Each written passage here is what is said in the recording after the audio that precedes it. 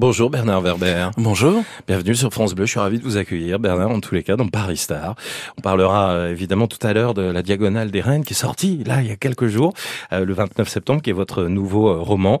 C'est avec plaisir qu'on va le découvrir ensemble. Mais qui dit Paris, bien dit justement tout un intérêt que nous avons pour connaître le rapport que vous pouvez avoir avec la capitale. Alors déjà, comme beaucoup d'invités, vous n'êtes pas parisien. Oui, je suis toulousain. Vous êtes né à Toulouse, aucun souci. Tout va bien jusque-là. Quand vous êtes enfant, Bernard, et que je ne sais pas combien de temps vous allez rester à Toulouse. 20 ans. 20 ans. Quelle image vous avez de Paris, avant même d'y venir pour la première fois? C'est la ville où j'irai jamais.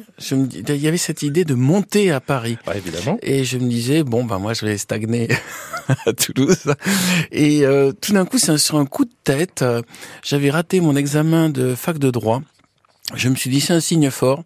Ça signifie que j'ai plus rien à foutre à Toulouse. Ah, vous l'avez pris comme ça? Ouais. Okay. Et le lendemain, j'ai pris mon billet. J'ai dit à mes parents, j'en profite pour vous donner une information. C'est que je m'en vais demain. Cela dit, c'est pas négociable. Et je suis arrivé à Paris avec ma valise et je n'avais nulle part où dormir. C'est-à-dire le trip complet du provincial qui monte à Paris sur un coup de tête. Mais c'était déterminant. C'est-à-dire, j'avais l'impression qu'à Paris, c'est un endroit où je pourrais être anonyme. Alors qu'à Toulouse, j'étais le fils de mes parents qui avaient un magasin de vêtements, ça s'appelait le magasin Silva. Et je me suis dit, il faut que je redémarre à zéro dans un endroit où on est tous à égalité. Et c'est ce que j'ai trouvé à Paris. C'est-à-dire un endroit où personne ne se connaît. Ouais. On peut circuler dans la rue, on n'est pas reconnu. Et on pourtant, Toulouse est une grande ville. Enfin, je suis allé quelques fois. Non, c'est difficile d'être anonyme quand ses parents ont pignon sur rue, quoi. Voilà. Et puis j'habitais près du centre-ville, je suis né près de la place Saint-Étienne, donc j'étais réveillé tout le temps par la cloche de la cathédrale. Et non, il y avait cette idée que c'est mes racines, mais un arbre ne reste pas tout le temps dans ses racines. Ouais. Il y a un moment où il faut qu'il monte. Et mais vous n'étiez jamais venu à Paris avant aussi. Au-delà c'est vraiment la première fois, c'est que vous avez 20 ans, quoi. Si, j'étais venu une fois, mais c'était style pour visiter la Tour Eiffel, quoi. Et le Palais de la Découverte, surtout. Je me rappelle, j'ai fait la Tour Eiffel, le Palais de la Découverte sur 3 jours. Et j'avais une impression.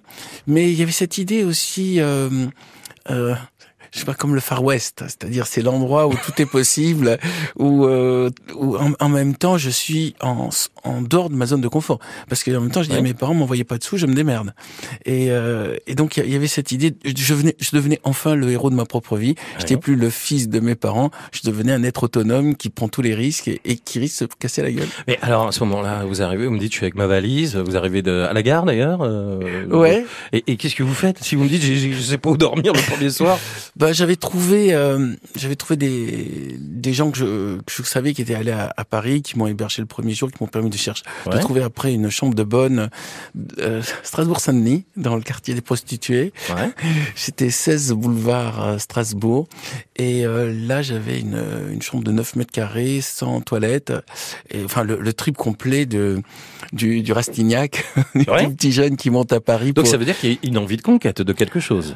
Il y avait une envie surtout de changer de vie. Je crois que pour moi, Toulouse, c'était un endroit, finalement, alors que je croyais qu'il y a que là que je pouvais rayonner, c'était une prison. Et puis, Paris, il y avait quand même l'idée que beaucoup de grands artistes ont rayonné à Paris. Mais ça, je dirais, c'était inconscient, parce qu'à l'époque, je m'imaginais pas. Même si j'avais déjà le manuscrit des Fourmis, je m'imaginais pas un jour devenir écrivain. Mais je me suis dit, c'est l'endroit où tout est possible. Parce que là, c'est en quelle année que vous arrivez à Paris? Si vous me dites que vous aviez 20 ans. Je suis né en 61, donc c'est en 81. Ouais. Oui, donc c'est avant les Fourmis, on est bien d'accord, évidemment. C'était avant les Fourmis, mais j'avais commencé déjà... Oui, c'est ça, vous aviez déjà ça. Voilà, donc j'avais 20 ans, j'ai commencé à les écrire quand j'avais 16 ans. Donc ça faisait déjà 4 ans que j'avais un gros manuscrit de 1500 pages qui parlait de royaume fourmis et de guerre. Il y a un petit côté héroïque fantasy dans les premières versions. Qu'est-ce que vous avez envie de découvrir de Paris, de la capitale, quand vous arrivez? Vous êtes dans votre 9 mètres carrés, vous avez peut-être pas envie d'y passer énormément de temps. Vous allez où? Vous sillonnez le quartier Strasbourg-Saint-Denis, mais j'imagine que vous allez élargir. C'était le Palais à Découverte. Oui, je vous le citais tout à l'heure. Ouais. C'était parce qu'il y avait plein d'expériences, dont des expériences sur les fourmis, sur l'électricité. Tout ce qui vous plaît. Hein. Ouais, c'était un endroit qui me fascinait beaucoup. J'avais l'impression que c'était un temple de la science. Alors déjà à Toulouse, j'étais dans les clubs d'astronomie, j'étais dans tous les endroits où on pouvait expérimenter.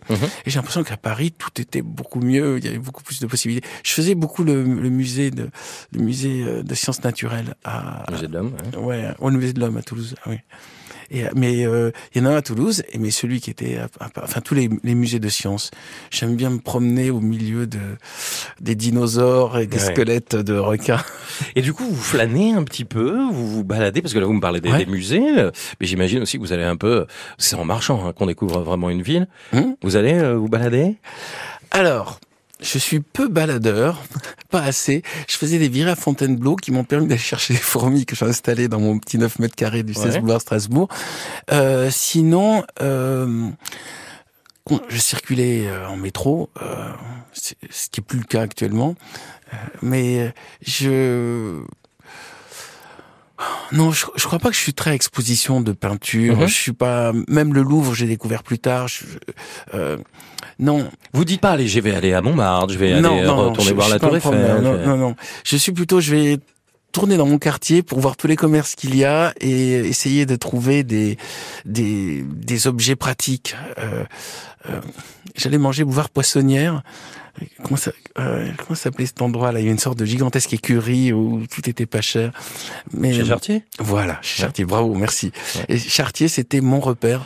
Donc on mange pour 2 €. On est juste en face du Palace. On est à 2 pas à l'angle du boulevard Poissonnière. J'adorais ça. Et puis de temps en temps, j'allais à l'opéra parce que j'allais à l'opéra pour une autre raison, c'est qu'il y avait à l'époque les restaurants japonais. Tous les restaurants japonais étaient regroupés par là autour de la rue Sainte-Anne.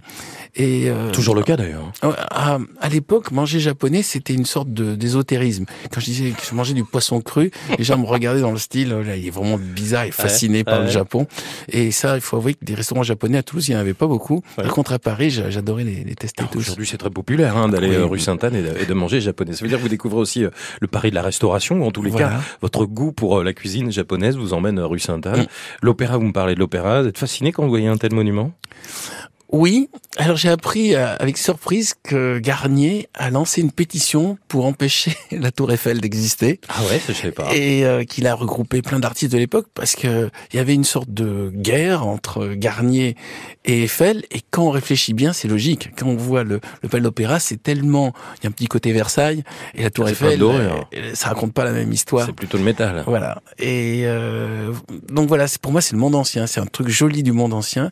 Après, moi j'adore les histoires, donc j'étais fasciné par l'idée qu'il y a un lac sous l'opéra et que dans ce lac vivait peut-être le fantôme de l'opéra, un être. Vous allez visiter du coup? J'y suis allé, j'étais un peu déçu.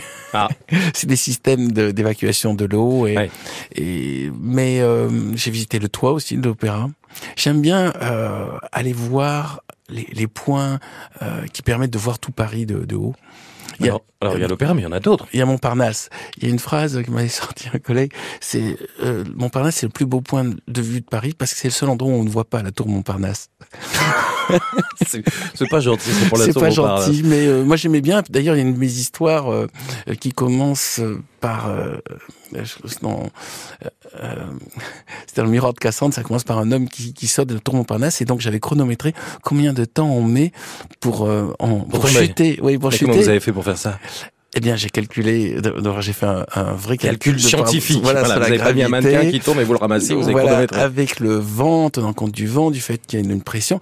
Mais la tour Montparnasse, la tour Eiffel, l'opéra, et après Montmartre, ont été des endroits où j'ai fait des repérages pour mes romans. Donc après, j'allais dans ces endroits précisément pour me dire, mes personnages vont y aller, voyons qu'est-ce qu'ils vont voir comme odeur, qu'est-ce qu'ils vont voir comme émotion. Mais ça, c'est très intéressant parce que j'allais évidemment faire un lien entre les livres, les romans et Paris qui vous a inspiré. Vous venez d'évoquer aussi que voilà, vous avez fait de tout un tas de choses. Donc, vous allez dans le quartier, vous repérez, mais c'est pas comme un chef-op ou un réalisateur qui prend des photos qui se dit voilà, vous reniflez, vous venez de me dire, vous respirez le quartier avant d'écrire.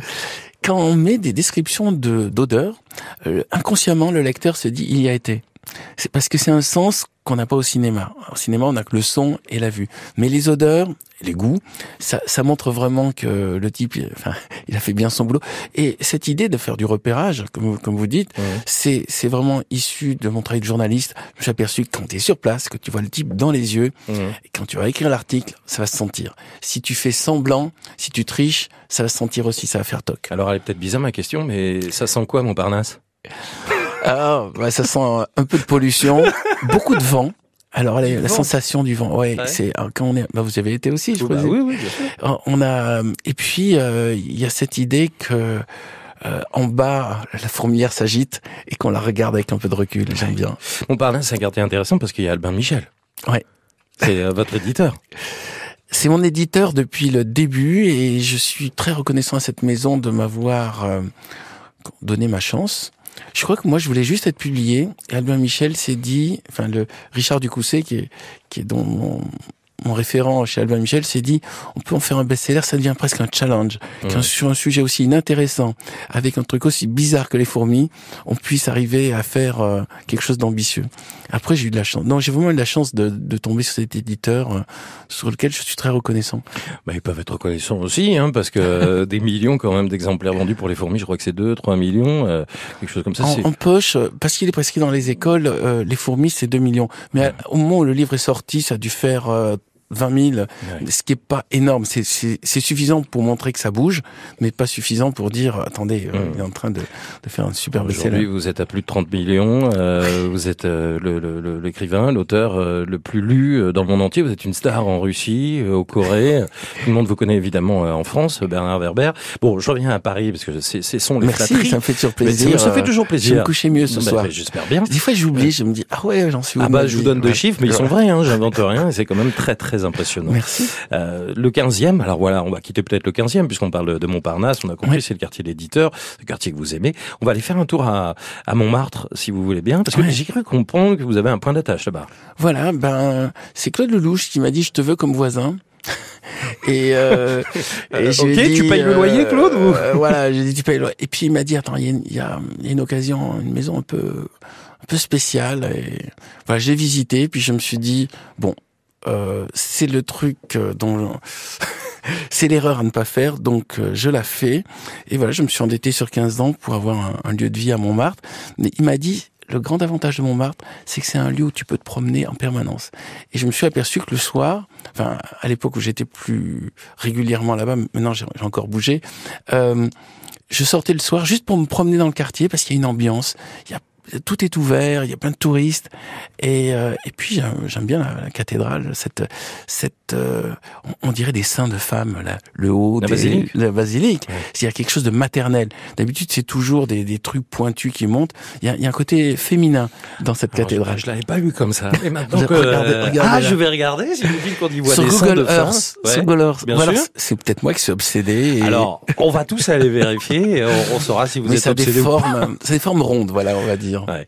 Mais ça veut dire que vous aimez quand même une ambiance populaire, parce que vous me dites j'aime bien, il y a les touristes. Strasbourg-Saint-Denis, c'est quand même le quartier populaire par excellence. Ouais. Vous vivez dans des quartiers, faut que ça bouge, pardon l'expression, faut que ça fourmille, quoi. Ah oui, mais donc j'allais travailler donc de Strasbourg-Saint-Denis, j'allais au Nouvel Observateur qui était à l'époque rue du Soups, et je faisais remonter toute la rue des prostituées.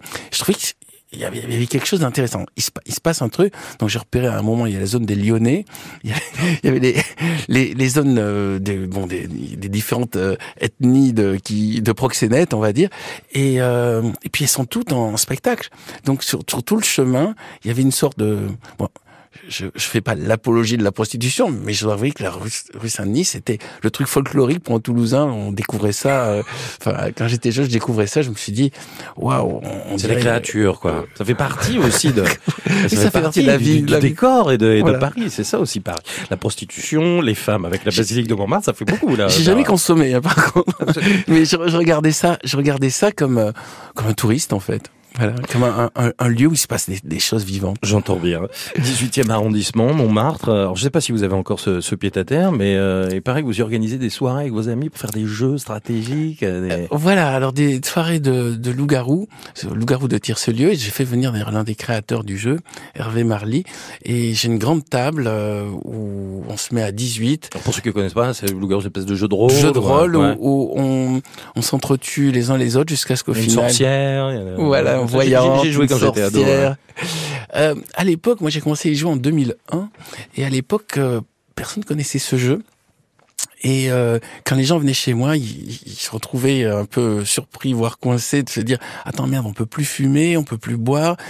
Si on est dans la partie, il faut en plus... on peut parler que quand on a le bâton de parole. » Donc, c'est un rituel, ça ressemble à une pièce de théâtre. C'est-à-dire, je proposais à mes invités de faire une pièce de théâtre. Ça fait longtemps que j'en ai plus fait, mais j'aime bien cette idée que tout d'un coup, on sort de son métier ou de sa vie, son identification par rapport aux autres sociales habituelles, et tout d'un coup, on devient juste un villageois ou un loup-garou, et soit on essaie de tuer les autres, soit on essaie de trouver qui sont les tueurs. J'aime bien cette idée. Alors, on sait que vous aimez beaucoup les jeux de rôle, que vous venez parler du loup-garou, vous connaissez l'œil noir, Warhammer, tout ce genre de jeux, et on l'a vu d'ailleurs récemment sur M6, je fais juste une parenthèse dans cette émission, Les Traîtres, présentée par Eric Antoine. Alors vraiment, ça vous allait bien, parce qu'on était dans les stratégies, dans les calculs, dans les sciences, dans les chiffres, dans l'observation. Tout le monde m'a dit, n'y va pas. Donc j'y suis. J'ai trouvé que ça vous allait bien. Il y aura une deuxième édition d'ailleurs. Vous serez pas dedans, mais peut-être, je ne sais pas, on verra bien. Mais j'y suis allé en me disant, je vais me faire flinguer le premier jour parce qu'ils pensent que je suis un bon joueur de jeu de rôle.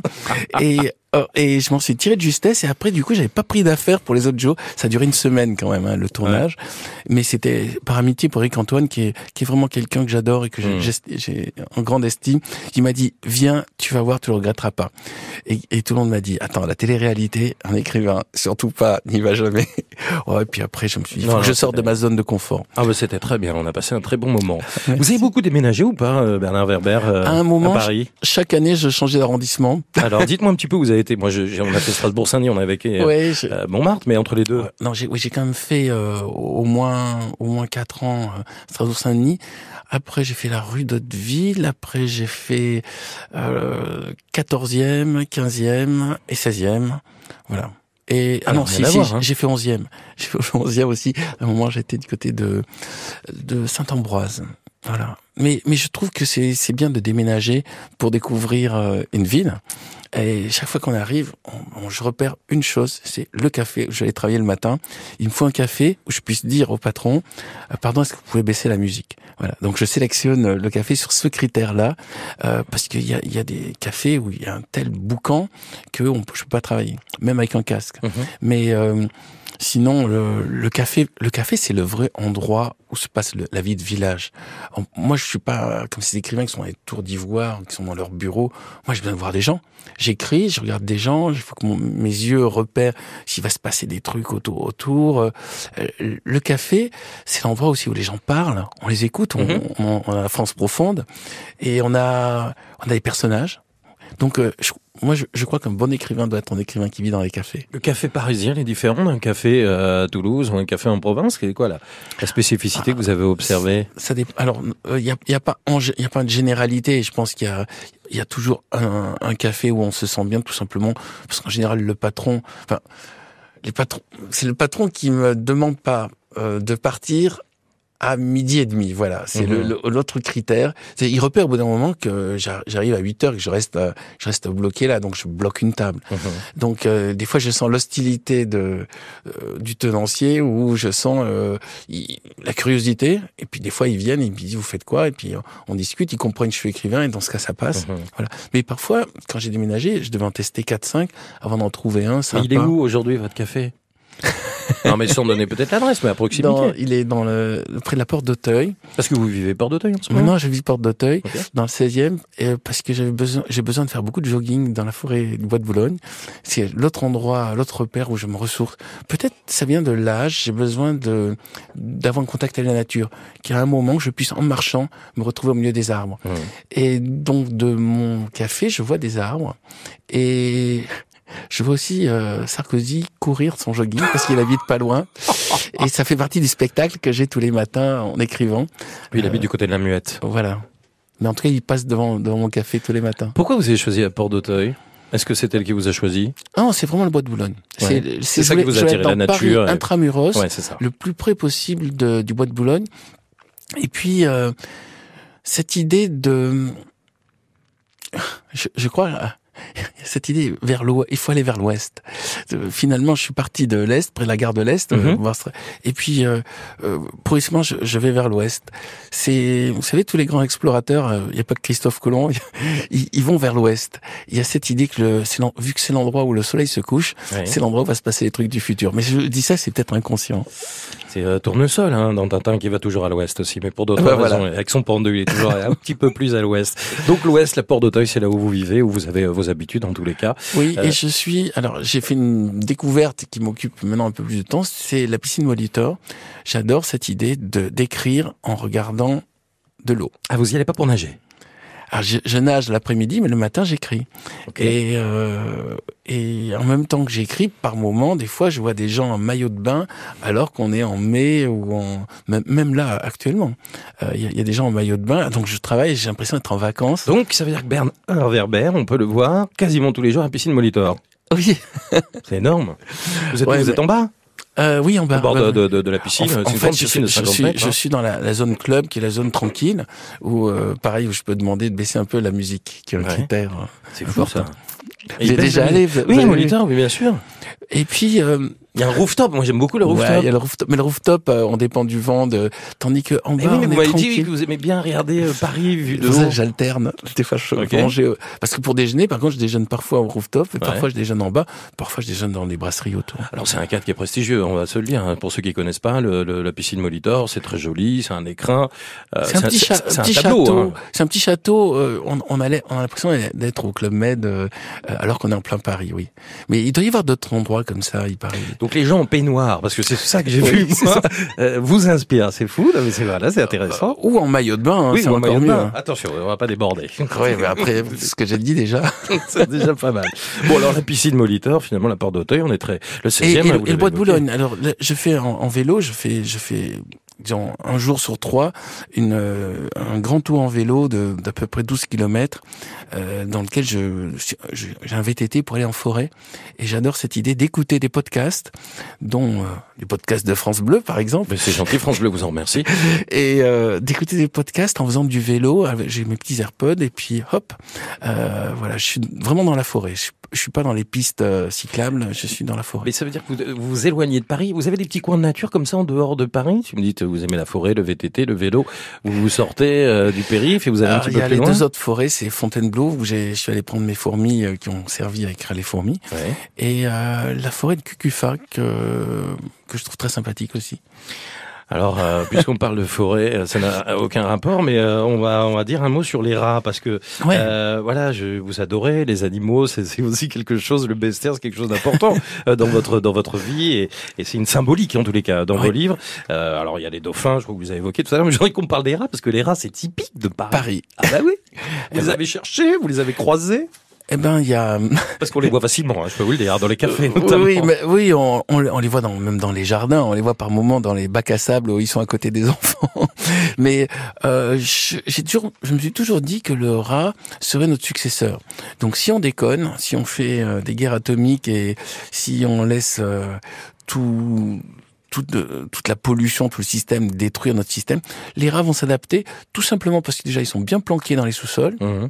Et deuxièmement, parce qu'ils sont intelligents et qu'ils vivent en société. Mais c'est une société dure, donc j'utilise souvent les rats pour dire, attendez, si nous devenons des fachos, nous nous comporterons comme les rats. Chez les rats, on élimine les faibles, et c'est le combat entre des sortes de barons pour pouvoir accéder au pouvoir. Et pour moi, j'ai deux visions du monde. C'est la vision des fourmis, qui est une société où on aide les faibles, les malades et les blessés, et une société des rats où on élimine systématiquement tous ceux qui ne sont pas opérationnels. Alors, je vais un lien aussi avec les animaux pour essayer d'aller encore dans des quartiers différents. Je me souviens avoir été voir Nos amis les animaux, c'est une pièce de théâtre. Nos amis les terriens. Oui, voilà. Nos amis les humains. Oui, nos amis les humains. Vous l'avez vu? Tout à fait. Oui, tout à fait. La Comédie Bastille. Ouais. Petit théâtre. C'est eu un moment, hein. Ah ouais, vous avez du mérite, vous vous intéressez vraiment à tous les trucs bizarres oui, pourquoi pas. Ouais, sur France Bleu, on s'intéresse à tout. Hein. Pièce qui a révélé Audrey Dana, que vous dont on a parlé il y a un instant d'ailleurs avec Mika Gregorio, c'est vrai. Et oui, c'était son premier rôle. Et après, du coup, je l'ai pris sur le film Nos amis les terriens, dans lequel elle avait encore le rôle principal. Et c'est comme ça qu'elle a été détectée après par Claude Lelouch, qui l'a encouragée après dans tous ses projets. Vous êtes sensible aux salles de théâtre, vous êtes sorti un peu, parce que là on parle de la Comédie Bastille, qui est tout petit théâtre qui était à côté d'anciennement, tristement Charlie Hebdo d'ailleurs. C'est ça, hein, ce petit théâtre qui est un peu... Alors, oui, c'est un tout petit théâtre, oui, ouais. c'est pas loin de Charlie. Moi j'ai joué aux Trois Baudets pendant 2 ans et là actuellement j'ai démarré à la Gaîté Montparnasse. Alors moi j'adore les ambiances de théâtre, j'adore les coulisses, j'adore ces moments où on est derrière le rideau et on sait que dans 4 secondes il va falloir dire des choses et qu'on va voir le public, il va falloir pas dire de bêtises et être à la hauteur. J'adore cette peur, j'ai énormément le trac. Il y a des théâtres qui vous plaisent plus que d'autres, vous avez une sensibilité, vous avez dit à Paris celui-ci quand même, il est beau. Ouais. Le Théâtre Antoine. J'avais un Strasbourg-Saint-Denis, là. Non, c'est pas le Théâtre Antoine. L'Atelier, Théâtre de l'Atelier. Ah, c'est le 18e. Voilà, et j'ai confondu. Le Théâtre de l'Atelier, j'avais fait une séance donc de mon spectacle qui s'appelle Voyage intérieur, et je me rappelle, il y avait une énergie qui sortait du public, la salle était remplie, et je me suis dit waouh, maintenant il faut être à la hauteur. J'ai toujours cette idée c'est d'un art vivant, donc je m'adapte au public. D'abord, je sens le public et j'essaie de leur donner ce qui va les faire vibrer. Si on va déjeuner, si on va dîner, est-ce que vous avez des bonnes cantines, vous, Bernard Werber, dans Paris? Alors, à part le Molitor. On peut aller au Molitor, mais c'est pas, ouais. Alors, oui, mais si je vous le donne, après, tout à l'heure, vous avez évoqué les Japonais rue Sainte-Anne, mais. Voilà. Il y a peut-être... J'ai trouvé un Japonais dans le 16e, en fait, rue Mirabeau. C'est le moment de faire de la pub pour les copains. Donc, voilà, nous, comment ça s'appelle? Vu qu'il parle japonais, il doit pas écouter France Bleu, mais, non, mais nous, on va pouvoir, les auditeurs vont pouvoir y aller. Alors, il y a un endroit qui s'appelle Sushi Marché, et qui est tenu par des vrais Japonais, style, tous les Japonais qui sont dedans ne sortent pas du restaurant. Parce que j'ai découvert qu'il y avait une vie qui vivait comme des cellules. C'est-à-dire qu'ils se marient entre eux, dans les Japonais, avec des serveurs, et tout est organisé un système patriarcal. Ils recréent dans de tout petits restaurants, comme l'entreprise japonaise. Certains d'ailleurs n'ont même pas de papier, donc ils peuvent pas partir. Ils sont coincés là. Donc non, là, c'est un japonais fait par tenu par il y a des vrais faiseurs de sushi, des sushimen. Vous nous le recommandez? Ouais, mais vu qu'il y a pas beaucoup de place de libre, n'y allez pas trop nombreux. Donc on n'en parle pas trop. Vous aimez aussi la peinture, vous aimez les arts, la culture, vous êtes peintre. Vous avez peint Paris? Je me suis jamais mis devant un décor parisien en train d'essayer de. Je fais pas mon Gauguin ou mon Monet. Non, je peins des choses qu'il y a dans mon esprit, plutôt mes rêves. Je peins mes rêves, mais j'écris aussi mes rêves. Il y a que quand j'écris des romans où j'ai l'impression que je rayonne. La peinture, tout ça, c'est pas encore bien maîtrisé. J'étais photographe aussi, j'étais imprimeur. Toutes ces choses-là sont pas bien. J'étais musicien, mais tout ça, c'est pas bien maîtrisé. Il y a que l'écriture où je me dis, là, je vole. Je suis bien. La vie est longue encore, hein. Vous avez le temps, mais c'est déjà des choses qui sont bien maîtrisées, même si vous dites que non. Voilà. Vous avez un Paris romantique? Vous voulez dire Montmartre. Je trouve que Montmartre, c'est l'endroit où se promener avec des amis, avec une compagne, et voir Paris avec toutes ces petites lumières et tout, c'est vraiment chouette. Préféré de jour ou de nuit, puisque vous me parlez des petites lumières? Paris, c'est pas pareil, le jour comme la nuit. Les deux ont leur charme. Ça dépend de la personne et ça dépend la saison, mais voilà. La Seine? Alors la Seine, j'adore. C'est dans Les Chats, il y a un moment où tous mes personnages remontent la Seine et j'ai découvert toutes les petites villes qu'il y avait sur le chemin, parce que maintenant le grand avantage, quand on fait ces personnages remontent en bateau, en péniche la Seine, c'est qu'en plus de faire réellement le voyage, on peut utiliser Google Earth pour pouvoir voir tous les petits détails qu'il y a autour. Et vous aimez bien Google Earth, ça? C'est une vision du monde, de haut. C'est comme si j'avais un drone qui me permet d'aller voir les endroits où je vais mettre mes personnages. Je peux me retrouver dans les rues, je peux regarder tout ce qui va. Vous imaginez que si Victor Hugo, si Flaubert avait ce genre d'outils, il pourrait décrire Jules Verne. Si Jules Verne qui a si peu voyagé, s'il pouvait savoir comment se trouvent des endroits qu'il décrit écrit en Russie, en Chine, aux États-Unis. Non, on a des outils formidables. J'adore notre époque parce qu'on a accès à toutes les sources de connaissances possibles. Maintenant, il faut juste trouver des axes. Ouais. Vous êtes intéressé au Paris littéraire, vous parlez de Victor Hugo, vous avez été flâner dans les lieux où il a pu vivre, à deux pas, là, il y a la maison de Balzac, là, qui est juste au-dessus de la maison de la radio. C'est surtout Boris Vian qui m'intéresse. Ah ouais. Je trouve que Boris Vian, c'est vraiment l'esprit de Montmartre, et il a joué de la trompette et chanté aux Trois Baudets. Donc pour moi, au moment où je suis entré, j'ai fait mon spectacle aux Trois Baudets, j'avais l'impression que je me mettais dans les pas de Boris Vian. Et puis je trouve que c'est un mec vraiment qui mérite d'être reconnu. Boris Vian était le grand ennemi de Jean-Paul Sartre. Et Jean-Paul Sartre, on lui tresse des monuments et des lauriers, alors que le type était quand même un peu bizarre. Il appliquait pas vraiment tous ces principes. Alors que Boris Vian m'a l'air un type honnête et intègre, avec une vraie belle âme et surtout une grande imagination, une grande créativité. Et ben justement, le Paris en chanson. Paris a tellement été chanté. Il y a une chanson comme ça qui, pour vous, alors ça peut être une chanson de Boris Vian, mais qui symbolise la capitale. Au moment où vous me l'avez dit, je me suis dit, on se promenait sur les boulevards, non, vers la chanson aux Champs-Élysées, oui. Champs-Élysées. Merci en tous les cas pour cette balade. On va la prolonger avec le fait qu'on peut flâner dans Paris et lire La Diagonale des Reines. Ça vient de sortir en librairie il y a quelques jours, le 29 septembre. Et si vous n'étiez qu'un pion dans leur jeu, on parlait tout à l'heure des jeux de stratégie que vous faites du côté de Montmartre. Là, c'est plutôt les échecs qui sont au cœur de ce roman. L'être humain aussi qui apparaît comme un pion. Je vous laisse finalement en dire davantage parce que c'est vous qui l'avez écrit. Donnez-nous envie justement de le lire, au-delà du fait que c'est un Bernard Werber et qu'on lui fait confiance. L'idée de ce livre m'est venue de quelque chose de très bizarre. C'est un ami qui a pas de bras et pas de jambes, qui s'appelle Gilles Mélan et qui était sur sa chaise, qui s'est retrouvé à Châtelet. Et tout d'un coup, il y a un mouvement de foule et il m'a dit, j'ai l'impression que j'allais être renversé et piétiné. Et je sais pas quand il m'a dit ça, je me suis dit, c'est vrai, les foules, c'est vraiment un truc surprenant. Et je suis allé voir tous les endroits où il y a des bousculades qui ont mal tourné, donc que ce soit le SL. Là, récemment, il y a eu en Indonésie une bousculade. Et j'étais fasciné par le phénomène des bousculades de foule. Et à partir de là, j'ai imaginé deux personnages. Deux femmes, Monique et Nicole, et une qui aime les foules et l'autre qui n'aime pas les foules. Et elles se retrouvent à jouer aux échecs. Et il y en a une qui joue avec les pions, celle qui aime les foules, et celle qui n'aime pas les foules, elle joue qu'avec la dame. D'ailleurs, leur prénom est déjà une description de qui elles sont. Nicole, ça vient de Nike, comme les chaussures Nike, ça veut dire le peuple. Hall, ça veut dire la victoire du peuple. Et Monique, ça signifie solitaire comme monokini ou comme monothéiste. Et donc, il y a une vision d'un être solitaire contre un être collectif, mais les deux femmes sont très dures et se retrouvent pour les échecs et après vont se retrouver dans les services secrets, l'une du côté de la CIA et l'autre du KGB. Et donc, c'est un peu ce qu'on voit d'ailleurs aux actualités. On sent bien qu'il y a une lutte entre deux visions du monde et que tous ces événements, ces guerres, ces attentats et tout, ça pourrait être quelque chose qui est pensé volontairement comme une stratégie mondiale. Qui aura l'avantage parmi ces deux femmes? On n'en dit pas plus.